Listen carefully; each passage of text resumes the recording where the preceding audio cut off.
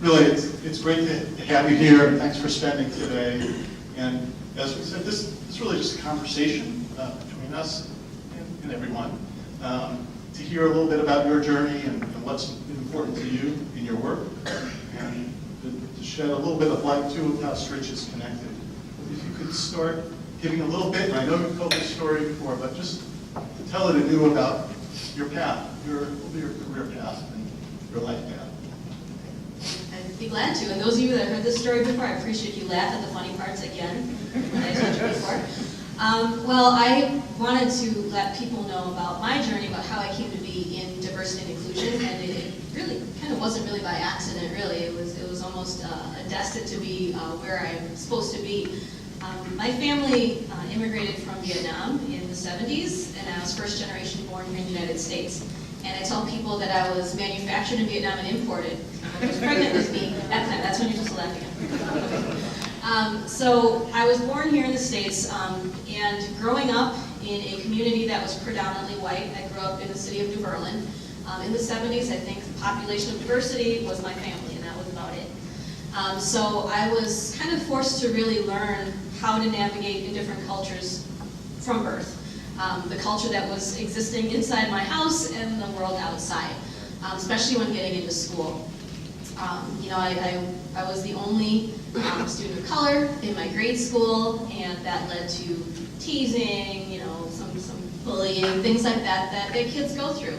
And I learned really quickly that I was different, but I didn't want to be different. So I tried very hard to suppress all of the things that made me different and tried to blend in, hoping that someday I would grow up and have blonde hair and blue eyes like the other kids did. And I thought that would really happen until, science class, and I learned that really isn't possible.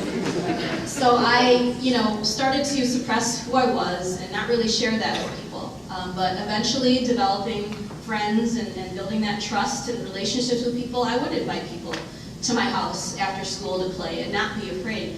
Or I was apprehensive, but when they came over, they always thought, wow, that's really cool. They weren't freaked out by having to take their shoes off at the door, or like seeing what my mom was cooking in the kitchen, or how my home was decorated, and things like that. That didn't really freak them out, and I was really relieved by that. But actually, to the contrary, they're really interested in why I had these things, or what they meant, or how does this work, or what is this about your culture. And I was really energized by that, and found a real rewarding sense of satisfaction sharing that information with people.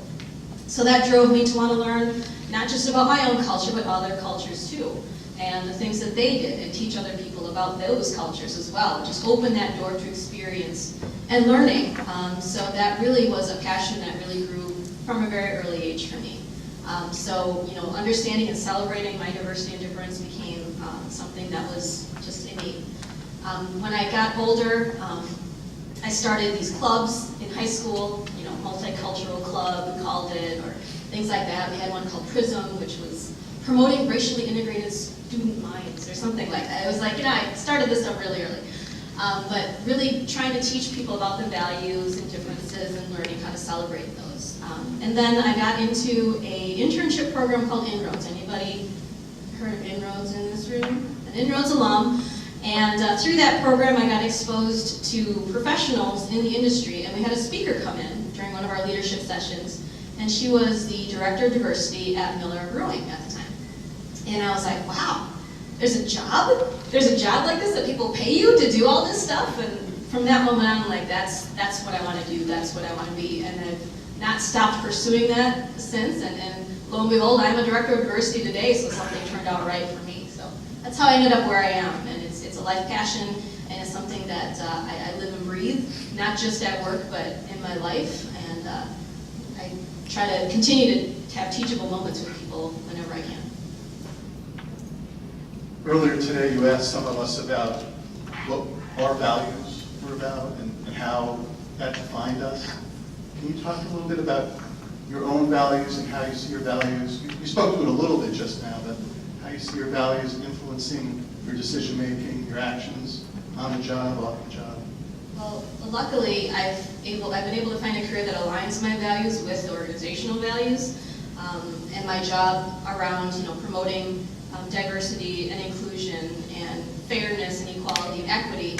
Those are all, deep-seated values for me, so it's really a no-brainer to really get into this field. But when I think about my organization, Freedom Medical College, one of our core values is dignity and respect. And our tenet is that everyone who walks through our doors deserves to be treated with dignity and respect, whether they're a patient, a family member, a visitor, a vendor. Anyone who walks through our doors deserves that very basic level of dignity and respect. So we strive to do that every day. So I think that carries with me when I leave work, how I interact with people. One thing I always assume good intentions in people, and that helps kind of drive a more positive outlook as well. And then along the way, you decided to come to Stritch. Can you talk a little bit about how that impacted your path, or what you feel like you learned from the experience?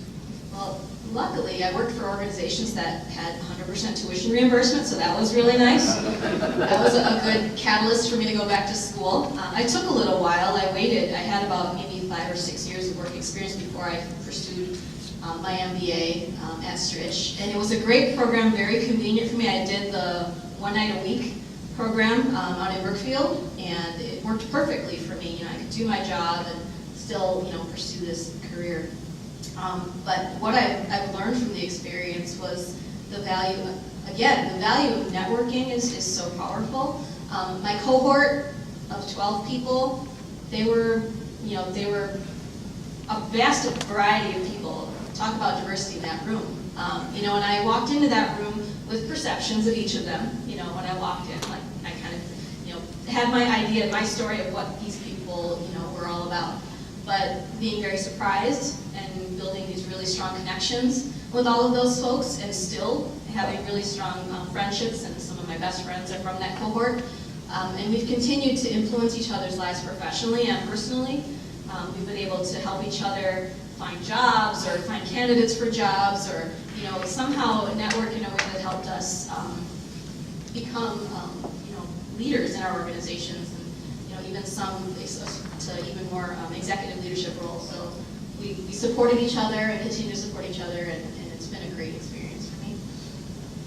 You've had a theme today. We've got to spend the day with Shary, and one of the themes has been about connection and relationships that mean something, and different ways of collaborating and partnering. And you also, something I learned, which apparently some other people know about you, is one of the ways you connect with others is through food, if I'm not mistaken. So I'm wondering, talk a little bit about that. Role food maybe played in your upbringing, or where did that become so important? What's the connecting piece there? Everybody's got to eat, right? That's what I hear. I think everybody likes to eat. I love to eat. I may be a little bit, on the radical side of loving to eat. But that really was kind of maybe one of the first places where I connected to another culture. When I was growing up, my brother was dating and eventually married a Puerto Rican woman. And in our culture, in my family, you took your little sister or little brother everywhere with you, even if it was on a date. You had to take us with you.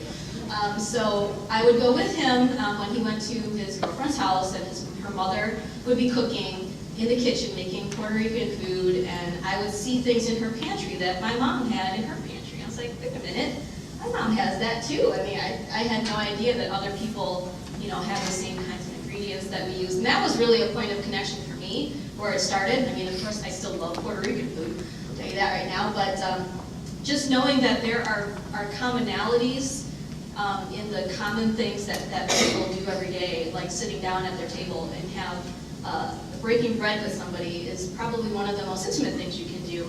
And sharing, your food that you prepared for somebody and putting your heart on a plate is really a great way to connect with others. So I try to use that. A lot of times when I was working at Johnson Controls, one of the things we used to do is like these food expos, right? Everyone's going to come for free food. That really draws people in. That's a little point for you all to remember and take back with you. But we exposed people to different foods, cultures through food as the first point of entry into learning about another culture. And then you come back with more in-depth things and about customs and traditions and values and then the business side of things. But I think people are really interested in the food. Food plays a really central role in people's lives, whatever culture you're from. So I think I've used that and continue to use that in bridging, groups together and inviting people to break bread with me. So, and if you shift some of your role at Freighter now in teaching about people how to connect and how to be responsive and just do their jobs well, which is a whole variety pack of jobs, obviously, to run a hospital system. What would be a focus of a training or a key piece that you impart in the workplace? Well, we talk about, how do you can't possibly know everything about every culture and every person and every individual out there. But you can ask the right questions, right, to get to know people better. And it's about knowing what those questions need to be. For me, I like to ask people, what is it that shapes your perspective of the world? What thing or element of your life, whether it be, your alma mater, and maybe that's something that really drives you, whether it's your sports team or who I think your sports team should be, that really drives you, and maybe I had somebody talk to me about, they were from Notre Dame and they married somebody from a rival college, and that was a big point of diversity for their family. But for me, the question I like to ask people is, what is it that drives really your view and your lens? What is your lens on the world? And for some people, a lot of people say, it's my family, or some people say it's my faith, or some people say, it's where I was born, and I identify with people from the South, or, my values come from that upbringing. And when you get to know a little bit more about somebody beneath the surface of what you see when you meet them, you get to have a whole different conversation that you wouldn't have had before with somebody. Like there were some individuals in the class today that shared some really tragic things that happened in their lives, and several other people shared the same experience. And maybe they didn't know that about each other, but now they have this other point of connection that they didn't have before. And for me, I like to ask people those questions and learn more about them personally. Not just your name, rank, and serial number, but what drives you, what's important to you, what do you value? That's definitely going to drive ways to connect with somebody on a different level. And it really makes more stronger, lasting connections with people than just knowing what they do for a living. When we talked on the phone a few weeks ago, you were talking about one of the, how you described it, it's a hot topic or an important topic of unconscious bias. And I know we have a slide or two. Could you tell people about that? I can talk about it a little bit first, and then I'll show you the slide as an example so you can come prepared. Okay. Well, unconscious bias is a new frontier that's really capturing the corporate world as well as healthcare and other industries. It all stems from neuroscience, right? So, neuroscience is fascinating to me. How the brain works and the ins and outs is really, really fascinating. So you can see how this has a lot of great inroads in healthcare. But when you talk about how the brain is wired, how the brain works, how we think and process information, at any one given time, we're faced with 11 million bits of information. 11 million. But only 40 of those we're aware of, and only between 5 and 6 we can actually focus on at a time. So all of that information that's getting thrown at you all the time, you really get a narrow perspective of what you're seeing and what you're experiencing. And those are really shaped by our experiences that we had growing up, whether it be what our parents taught us, what we learned in school from our teachers, what we learned in church from religious leaders. All of these different experiences about where we grew up and what we saw and experienced really shape what those 5 or 7 things that we focus on really are. And sometimes we have blind spots. And it's really a scientific phenomenon for us that we build these shortcuts to help us identify what's safe and what's dangerous. And it's probably a real primitive kind of wiring that we have in our brains to help, help us survive.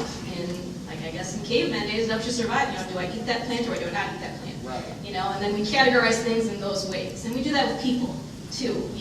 Is that person safe? Is that person not safe to me? And that's all based on what you're exposed to, what you know, what's familiar. What's safe is what you know. What's scary is what you don't know. So a lot of times we tend to ignore what we don't know and just all categorize everything as being something that's not good or dangerous to us. So that's what we consider a bias. Everyone has them. It's not a bad thing. You just have to, the thing is acting on the bias is what's the bad thing. You just need to know what they are and understand them to really be able to work around them and overcome them. In this example, I wanted to show you, it's just one slide forward. No, or 2 slides, 3 slides? That one, okay, stop there. Can somebody tell me what this says? Ice cream is good. Ice cream is good. Everybody, not yet. Everybody thinks that's what this says, right? And why do you think that? I know ice cream is good, but you know, we were saying this. But let me show you. That's part of unconscious bias, right? Because we think that's, well, let me tell you what it really says. Yeah, that doesn't say anything. But our bias is what we learn because, okay, all of us can read or speak English, right? What if we didn't? Would you come up with ice cream is good? Probably not. If you're lactose intolerant, you might not agree with ice cream is good. But there's all these different variables that we are filling in the blanks, right? When we saw this part of it, you know, we just filled in the blanks based on that little bit that we saw. And we do that with people all the time. When you see just like that little part of somebody, what they look like, what they're dressed like, you know, how they present themselves, we just make up the rest of it because that's a shortcut that our brains do. And I mean, this is just an example of that shortcut. And we're trying to get around using those shortcuts when it comes to people. Because a lot of times, you're wrong. It doesn't say ice cream is good. So just take a little bit of time, you know, when you meet somebody. I call it the 2-minute rule. You ever been on, well, those of you that fly, have you flown Southwest before? There's no assigned seating on that flight, right? Have you ever sat in that seat saying, please don't sit next to me, please don't sit next to me, please don't sit next to me when somebody's walking down the aisle? People are doing that to you too, I'm just saying. But the 2-minute rule is, you know what, just give this person 2 minutes, talk to them for 2 minutes. You probably will change your entire perspective of this person, but if you don't, you only lost 2 minutes, right? It's not a big deal. So that's the 2-minute rule I like to tell people, to try to employ that whenever they can. It's just, you know, giving people a chance to prove you wrong. Cool. Well, I want to open up in a minute for questions from everybody, but I just want to ask you one more business-related question. So we may have a few people here who will graduate and look for a job soon, or changing careers, and they might come to Freighter. I hope they do. I hope they do. Excellent. So my favorite question to ask is, aside from a Stritch degree, what else do you look for in someone who applies to Freighter? I saw that plug for a Stritch degree. Did you hear that? You know, we have, like I said, those values in place around, you know, professionalism. We have partners. Our values at Freighter are PRIDE. That's the acronym. And PRIDE stands for partnership, responsiveness, innovation, integrity, dignity, respect, and excellence. And those are our main areas of focus. And if you can embody some of those skills, that's a great thing. But we also have what we call customer service standards, things that we expect people to embody, understanding the importance of diversity and inclusion, being a professional, being helpful, being a focus on safety. But when we talk about just those things that you can't really put on paper, you know, those skill sets, it's having an understanding and an innate care for people. You know, you're working in healthcare, that's something that we hope you come to the door with already. But also that sense of collaboration, to partner with others, that understanding and openness to learning, that cultural humility we talk about, like knowing that you don't know everything, but you're open to learning, and you're open to sharing, and you're open to helping others learn too.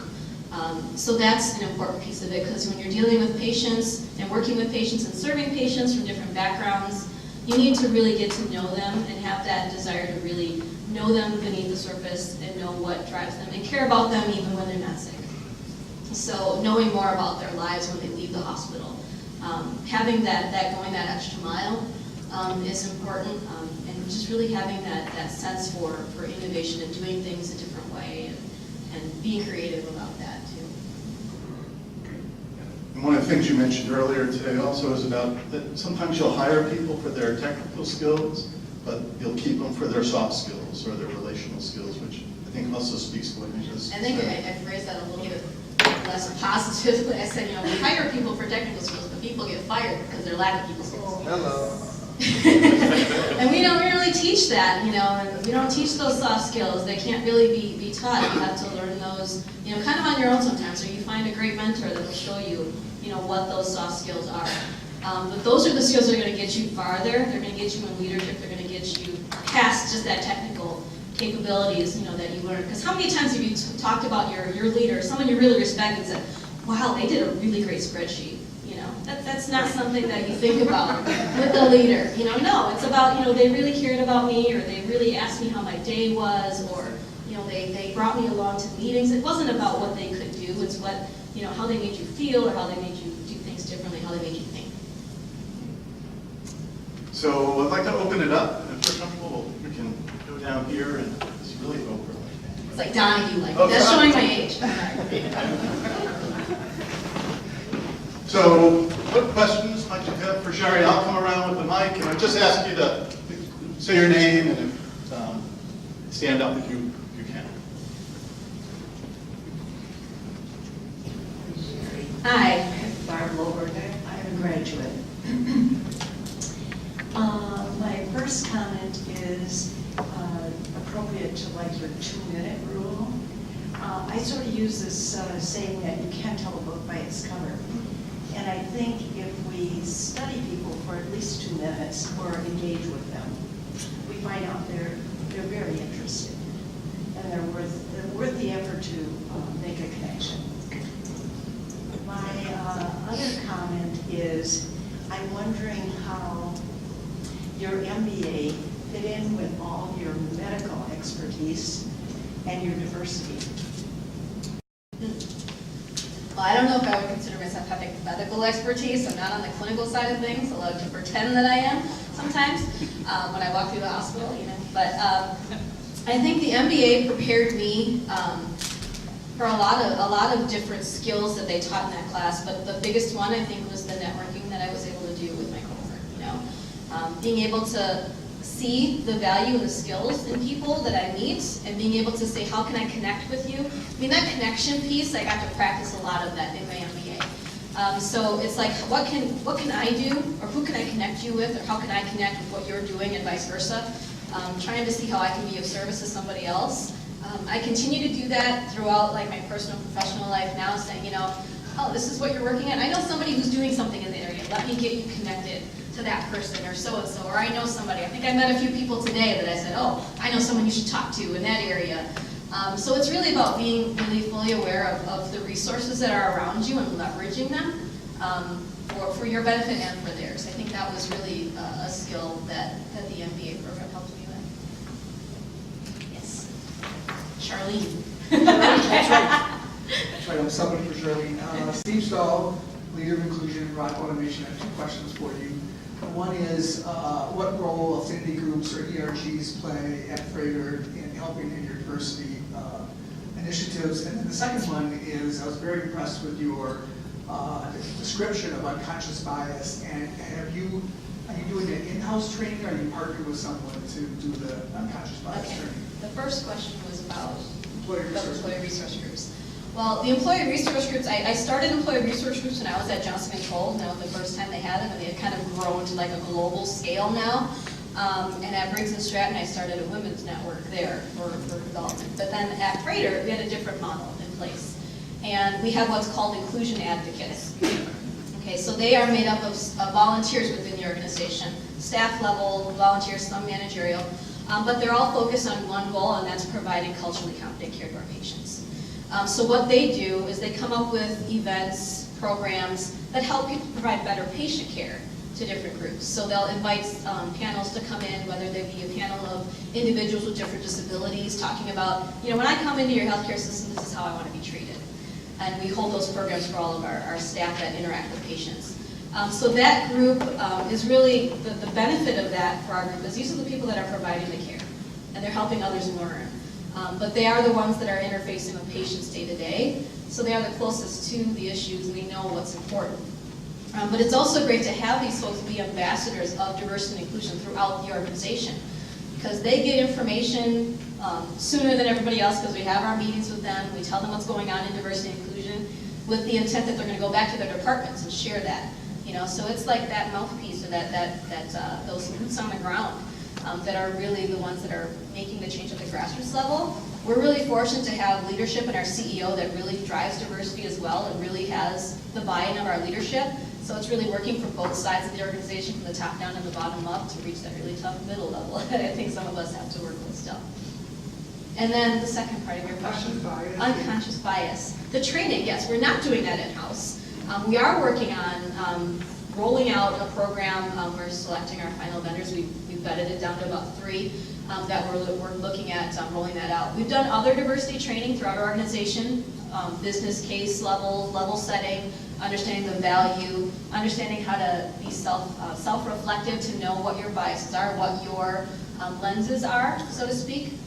And then now this next piece is that skills, developing those skills, tangible skills that they can use on the job to operationalize what they're learning. So that's our next step, so that's coming soon. Shary, you have a question? Yeah. Hello, my name is Kishra Graves. I recently earned my MBA through Stritch this past May. Congratulations. Thank you. I'm a risk management specialist at Northwestern Mutual, and I know diversity and inclusion is something that our organization is really pushing for, and I think it's important, especially with the state of things right now. So I am wondering, outside of the ERGs that you spoke of, that's what we're heavily into, as well as recruiting to some other colleges outside of Wisconsin, like HBCUs. Outside of those initiatives, what other initiatives are your organization doing to encourage or, to help encourage diversity and inclusion amongst the organization? Well, there's a lot of things we're doing. I mean, my boss is here too. He can jump in. I'm not going to let you jump in. But as far as diversity and inclusion, our initiatives, they're fourfold. We focus on the workplace, the workforce, the marketplace, and the community. So those are the 4 areas of focus that we align all of our strategies around. On the workforce side, that's the recruitment piece, going out there to HBCUs, minority medical associations, and going to these conferences and talking about Freighter and what we do. On the workplace side, that's where our education of our staff, making sure that the workplace is inclusive, where people, once they join our organization, is it someplace they want to stay? Is it someplace that values them, appreciates them, and helps them advance in the organization? From the marketplace side, that's kind of a newer thing for healthcare organizations to focus on, is that marketplace piece, that business side of things. So what we're doing in that area is what we call our Emerging Markets Initiative, and we're reaching out to diverse communities, maybe those that aren't choosing Freighter right now, and identifying what are the barriers, why aren't they choosing us, what can we do differently to make sure we're connecting to these diverse communities and making sure that they know that we care about them when they're not sick, even making sure we're a viable part of the economic development of those communities, and also how do we make sure that they have access to our services. So, focusing on those healthcare outcomes of diverse communities as well. And then finally, on the community side, we partner with a lot of community-based organizations, some faith-based organizations, some other nonprofits in the community that are doing things around education and development, women businesses, minority-owned businesses, and we have a huge supplier diversity initiative as well, which is, again, contributing to the economic vitality of our minority communities. We just built a brand new building that's opening to the public on the 26th of October called the Center for Advanced Care. And that was a huge supplier diversity initiative for us as well. We exceeded all of our goals around minority participation on that site, and we had about 25% of all of our spend went to minority-owned businesses and women-owned businesses. And over 21% of our staff that were working on that construction were people of color as well. So a lot of goals around making sure that we're impacting the community in more ways than just our healthcare services.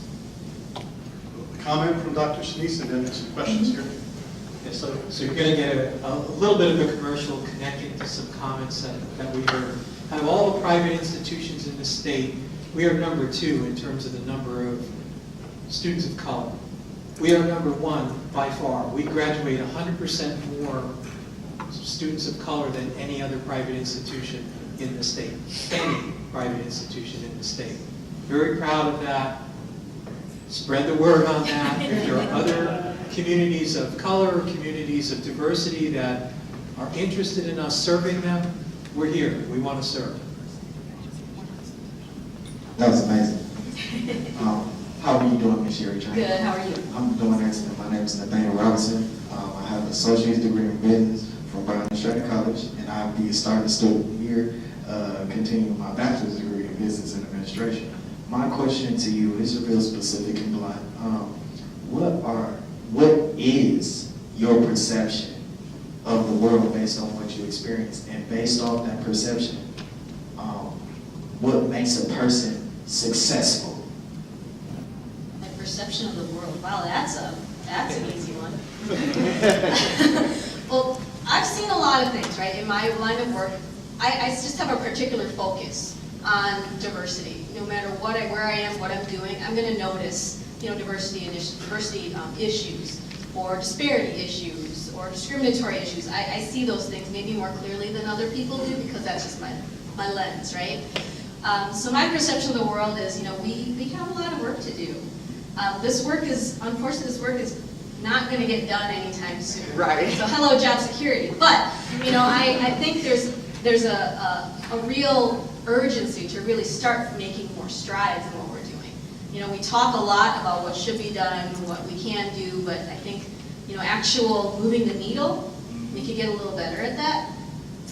But there are a lot of great promising things that I'm seeing in this community alone, in Milwaukee, that is really turning the tide and really shifting the conversation to, instead of saying what should we do, to what have we done or what are we going to do next. So I think that's a really good shift, because people kind of get stuck in what happened before or what the history has been of this community and this city, and not really seeing the potential of what it could be. But we do have a great group of people in this community that are working towards that future of what Milwaukee can look like, right? So there's promise. I think, aside from, I was looking at social media today in my off time, and I saw the whole John Benson thing. That's disappointing, right? That stuff like that still happens. So yeah, our work is not done. If you haven't seen it, Google it. It'll be on the news tonight, I'm sure. Yeah, issues, things like that still happen, and it's a learning opportunity, right? Sometimes what we can do is when we're faced with situations like that, is not just accept it and move on and be angry, but take the time to invest some opportunity to teach somebody something, and take that moment to be a teacher, turn it into a teachable moment. Sometimes we just kind of let it go and just forget about it. But we all have the opportunity to do something when we're faced with situations that make us uncomfortable or don't sit well with us. Your second part of your question was about...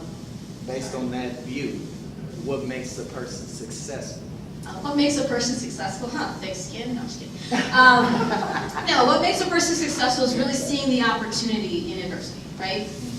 Making sure that they can see what's possible. That's a tagline for Freighter. That just came out. I didn't plan that. What's possible? What is possible is a Freighter tagline. But just be able to see the possibilities and not see the negative. Like I said, assume positive intent. It can shift your perspective on something dramatically. Like even when you're in traffic and somebody cuts you off, your first initiative is to more than one finger sticking up. But your initial reaction is, to be angry. But if you just shift your perception and say, no, maybe that person's on the way to the hospital because their wife's in labor. And just even thinking about it a different way, all of a sudden your shoulders will relax a little bit, okay, I'll forget about it. It's just thinking about it a little differently, opening yourself up to different positive reasons that somebody does something. Mark talked a little bit about that connection exercise that we do with our leaders and our new employees. The thing I used to tell people is everyone's behavior can make sense if you have enough information. Right? So just get more information. More information is good, and it can help change maybe a negative perception into a positive one. Kind of easy to focus on the deficits, right, when the assets are also right there. Yeah. You can build on it. We have time for a couple more questions. Hi there. Hi. I'm Alex. I'm actually in graduate admissions here, but I'm asking a question as an MS in anthropology and was fascinated by all these topics. One of my interests is Eastern versus Western medicine, and especially as it relates to your position here. I'm hearing a lot about the inclusivity in terms of who you hire and whether, what their experience is at Freighters, and even how you're reaching out to the community and educating. But I'm interested in whether your approach, or if you have goals in reaching as high as changing hospital policy on inclusive approaches. You know, with different cultures come very different ideas of wellness and illness and the role of family and appropriate treatments. And so, and I know that's a very complicated area for hotel and clinical spaces, but do you have goals in that regard? Well, I don't know if we necessarily have goals. We have, initiatives that help support those things. I mean, our goal is culturally competent care for everybody, right? To make sure that everyone has the best outcome possible when they come to Freighter, and they're going to leave healthier, happier, and come back and bring their families and stuff like that. But when we talk about initiatives around making sure that people with various language needs have the care that they need, we're trying to expand and grow our language services department to make sure we meet those needs. From a cultural competence perspective, really, when we're talking about people of different backgrounds that come through our doors, we're not discounting like the different practices that they may practice in their homes. We're encouraging to respect those as well as make them aware of what we're trying to teach them to do as well. Like, for example, I shared this example in another group, but in my culture, my family, we have this little green bottle of oil that my mom puts on everything. Yeah. Like, it's going to cure everything. That's what we believe. That's what we use, and it stinks. But we put it on like stomach aches, headaches, flu, whatever. You're going to have some of that on you. And it's not necessarily doing any harm, whether it's like psychosomatically helping or not. And a physician that's culturally competent is going to recognize that. And when you go into the doctor and she's like, well, I've been putting this on, he's not going to say, stop doing that, that's not helping. He's going to say, okay, keep doing that, but also try this, So that's respecting somebody's culture, but also opening them up to other possibilities too. So you're not just discounting somebody's culture and, claiming yours as being better or your method being better. So that's one instance. But the skills that people need when they're coming into Freighter is that openness to learning, knowing that you don't know everything. Maybe your patient, does something that works for them and that's okay. Being open to those different alternatives, different solutions, being open to hearing different perspectives. And really that's the diversity of it all, right? So I hope that answered your question somewhat. Shary, you'll probably educate us in reminding the difference between equity and equality. But, so we're going to get there, I know in a sec, but somewhere related to that is, does this side of the room have any questions? Because we've had a lot on that side. Anybody over here have a question? I'll ask them for you. Oh, okay. Would you mind, anybody? Would you mind just showing that slide? Oh, sure. Well, first of all, there's that again. Yeah. Right in that. This is the difference between equality and equity. Okay. So when you talk about equality, that's everybody getting the same thing. But when you look at it from the perspective of outcomes, what does that do for somebody? It's not going to cause the same outcome, right? I mean, let's see, the third, there's a pointer on here, isn't there? Right here. That's like me on a box, right? This is like my boss on a box. I'm sorry, he's taller. If you give us all just one box to stand on, that's not going to help me at all. It may help him, it's not going to help me. That's equality. That's when you give everybody the same thing. But this is equity. He doesn't need a box at all, and I need two. That's what equity is. You're giving people what they need to have the right outcome that you want them to have. So it's not one size fits all. It's about giving people what they need to have the best outcome for them. So that's a different shift. It's kind of like when people say, I don't see color. I don't really like people say that because that's discounting who they are and their individualism and who they are as a person. You have to recognize that whole person to be able to know, what they need. So that's the difference between equality and equity. I just like to show that picture because it really speaks for itself. And most importantly, thanks to Shary Tran for spending the day with us. These little parting thoughts to remember, like first, everyone's behavior can make sense if you have enough information, so get deeper and get to know that information. Practice the 2-minute rule, assume good intention. And the last one I want to share is always take the opportunity to lift other people up as well. An example of that I like to say, Denise Thomas is an alumni in the room right here, beautiful black and white dress right here. She's going to be up here on the stage pretty soon because you know what, we're making making those connections, right? She's a wonderful alumni, and you know, on the tables I've left for you hand sanitizer, because that's Freighter and that's what we do. She works at Miller Coors, so just so that I'm thinking about your just putting that out there. We really want her to come and be a speaker for you guys. But now, besides that, she's a fabulous speaker. She's got an LLC on communication, the Effective Communication Coach. And she just recently won a Driver of Diversity Award on Saturday from One Milwaukee.